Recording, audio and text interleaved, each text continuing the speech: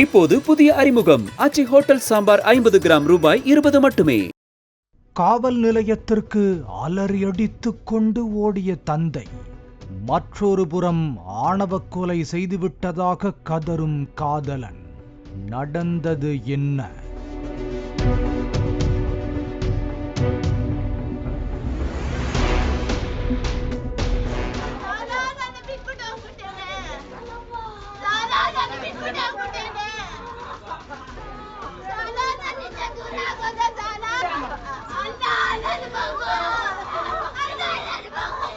பெங்களூரு ஹூஸ்கூர் கிராமத்தில் வசித்து வரும் ராமமூர்த்தி என்பவர் கடந்த 12ஆம் தேதியன்று ஹெப்பகோடி காவல் நிலையத்திற்கு சென்று தனது மகள் ஏரியில் விழுந்து கிடப்பதாக தெரிவித்துள்ளார். உடனே ஹூஸ்கூர் ஏரிக்கு போலீசார் சென்று பார்த்தபோது ராமமூர்த்தியின் 20 வயது மகளான சஹானா இறந்த நிலையில் கிடந்துள்ளார். பின்னர் சஹானாவின் உடலை மீட்ட போலீசார் உடற்கூராய்விற்காக மருத்துவமனைக்கு அனுப்பி வைத்தனர். போலீசார் வழக்கு பதிவு செய்து சஹானாவின் தந்தையிடம் விசாரணை செய்தபோது ராமமூர்த்தி தனது மகளோடு பைக்கில் வந்து கொண்டிருந்த போது பைக் தடுமாறி ஏரிக்குள் விழுந்ததாகவும் தான் உயிருக்கு போராடி எழுந்து வந்ததாகவும் தனது மகளை காப்பாற்ற முடியவில்லை என போலீசாரிடம் தெரிவித்துள்ளார். சரியான தூக்கம் இல்லாததால் ஏற்பட்ட மயக்கம் காரணமாக இந்த விபத்து ஏற்பட்டதாக ராமமூர்த்தி தெரிவித்துள்ளார். மேலும் போலீசார் தீவிர விசாரணை செய்தபோது சஹானாவும் அதே கிராமத்தைச் சேர்ந்த தனியார் கம்பெனியில் பணிபுரிந்து வந்த 24 வயதான நிதின் என்பவரும் ஓராண்டாக காதலித்து வந்தது தெரிய வந்தது. அண்மையில் மகள் காதலிப்பதை அறிந்த ராமமூர்த்தி நிதினை விட்டு விலகும்படி மகளை கட்டாயப்படுத்தியதாக கூறப்படுகிறது. இதற்கு சஹானா மறுப்பு தெரிவித்து அடம் பிடித்த நிலையில் காதலர் நிதினை போனில் தொடர்பு கொண்ட ராமமூர்த்தி பேச்சுவார்த்தை நடத்த பெற்றோருடன் வரும்படி அழைத்துள்ளார்.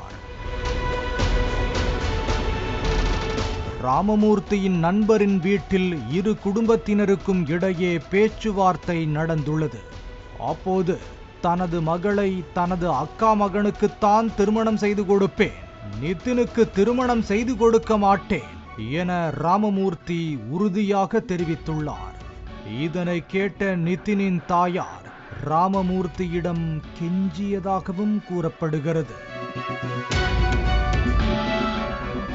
பின்னர் உயிரே போனாலும் காதலை கைவிட மாட்டேன் என அனைவரது முன்னிலையிலும் சஹானா தெரிவிக்க ஆத்திரமடைந்த ராமமூர்த்தி மகளை சரமாரியாக தாக்கியதாக சொல்லப்படுகிறது. காதலியின் மரணம் குறித்து பேசிய நிதின் இது திட்டமிட்ட ஆணவ படுகொலை என்றும் தனக்கு திருமணம் செய்து கொடுக்க கூடாது என்பதற்காக சஹானாவின் தந்தை கொலை செய்துவிட்டு நாடகமாடுவதாக குற்றம் சாட்டியுள்ளார். மேலும் 2 நாட்கள் அவகாசம் கொடுங்கள், நான் ஆலோசித்து பிறகு கூறுகிறேன் என சஹானாவின் தந்தை தங்களது குடும்பத்திடம் கூறியதாகவும் நிதின் தெரிவித்துள்ளார்.